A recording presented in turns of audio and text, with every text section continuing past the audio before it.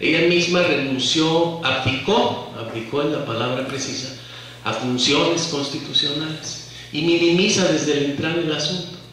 Y luego ella misma emite un reglamento al artículo 97, considerando que ella es la facultada, porque es la titular del derecho que confiere ese artículo, en la que todavía le quita más filo a la misión del 97. Es decir, que sigue la Corte sin entender que el pueblo de México le está reclamando su inutilidad, su ineficiencia y tal vez su incapacidad para defender los derechos humanos de los mexicanos. El mensaje que mandan los ministros de la Corte al pueblo de México cuando resuelven lo de Atenco es un mensaje sumamente peligroso, es devastador de la conciencia social de los mexicanos. Cuando exoneran a Mario Marín, le dicen al pueblo de México que siga cometiendo ilícitos, que no importa, que aquí no se castiga a los criminales. Eso es lo que llega como enseñanza del más alto tribunal de México al común de los seres humanos que habitamos en este país. Y seguramente será algo parecido lo que haga en el caso de Oaxaca, porque el ministro instructor, o sea, el que prepara el proyecto que va a conocer el Pleno, es nada menos que Mariano Azuela Huitrón, el peor. En este caso, el más reaccionario está preparando el proyecto, así que ya se han de imaginar lo que dice esa resolución que va a emitir la Corte en la investigación fundada en el artículo 97 constitucional. Con esas circunstancias, creo que es factible pensar en enjuiciar políticamente a los ministros de la Corte. Creo que sí, y que podría hacerse un recuento de lo que han venido haciendo desde que aprobaron aquello del anatocismo. En nuestra cultura jurídica, en nuestra tradición como sociedades, no existían los intereses sobre intereses, se consideraban inmorales, se consideraba que alguien no podía prestar dinero que le daba intereses y después cobrar réditos sobre los réditos que ya había cobrado, y así hasta el infinito.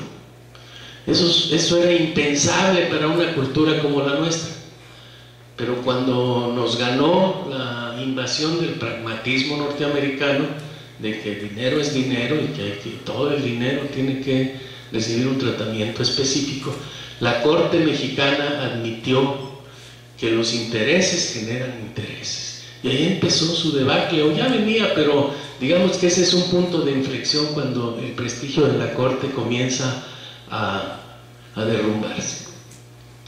Después la Corte admitió que estaba bien que el ejército hiciera funciones de policías, admitió que la militarización es válida, tiene por ahí una resolución deplorable en la que dice que no está tan mal que los soldados anden en la calle haciendo funciones de policías.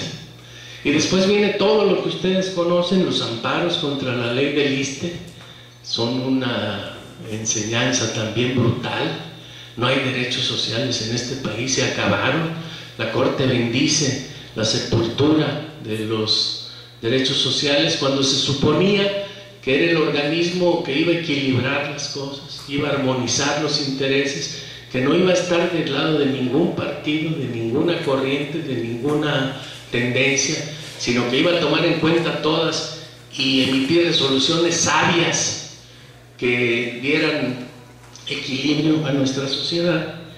Y entonces lo que ha hecho es perder el respeto de todas y de todos los mexicanos. Aquella Corte que era bien vista por los mexicanos ya no existe. Y ha llegado a extremos que podrían ser paradigmáticos. Sacar de su sede, de su edificio, que es un edificio público, por cierto, no es propiedad de los ministros, sacar de su sede con la fuerza pública a abogados, a todo el pueblo, pero a abogados en particular, es un agravio que tiene una significación muy, muy precisa, porque el abogado es el representante de los agraviados. El abogado ni siquiera tiene que ser agraviado directo. Cuando yo me presento en una cárcel no es porque a mí me han hecho nada. Cuando yo voy a denunciar algo al Ministerio Público, yo personalmente no tengo ninguna querella. Yo represento a los que han sido dañados. Bueno, pues cuando esa misión, esa función es agredida por el máximo tribunal del país, también el mensaje es terriblemente pernicioso.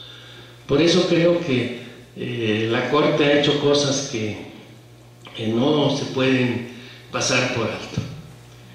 Por último, con el sistema partidocrático que estamos viviendo, el cargo de ministro de la Corte es parte del botín.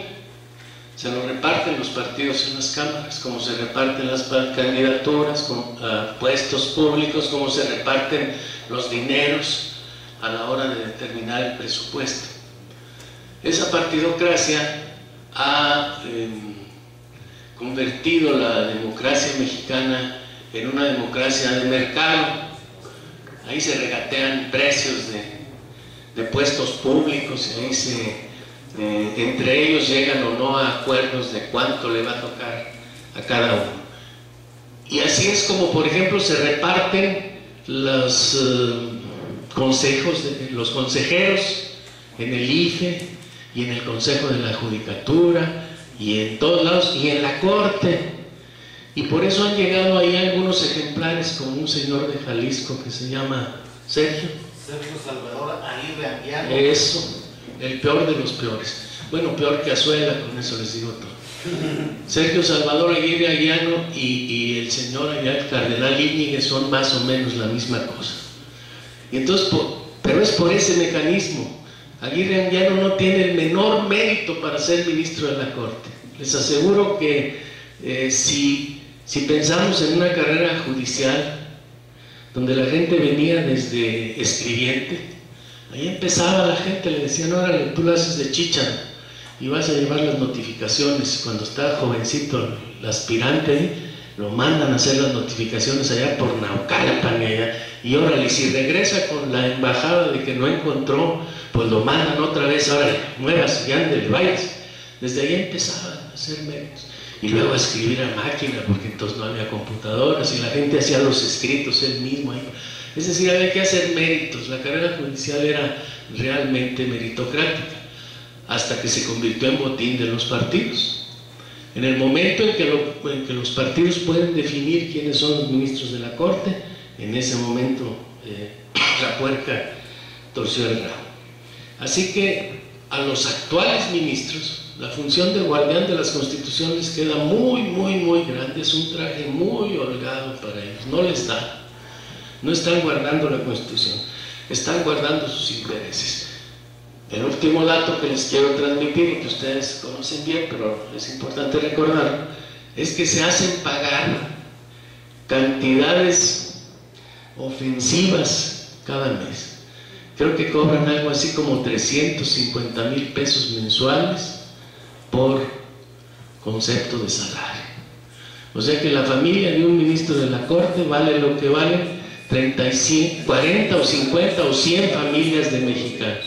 Él se considera tan importante que puede cobrar lo que no cobran 100 obreros para llevar pan a sus mujeres y a sus hijos. Más de 700,000 al mes cada uno, con base en los datos de internet oficiales publicados por la misma Suprema Corte. Más de 700,000 pesos al mes cada uno de los ministros. Pues más a mi favor para que los enjuiciemos políticamente. Gracias.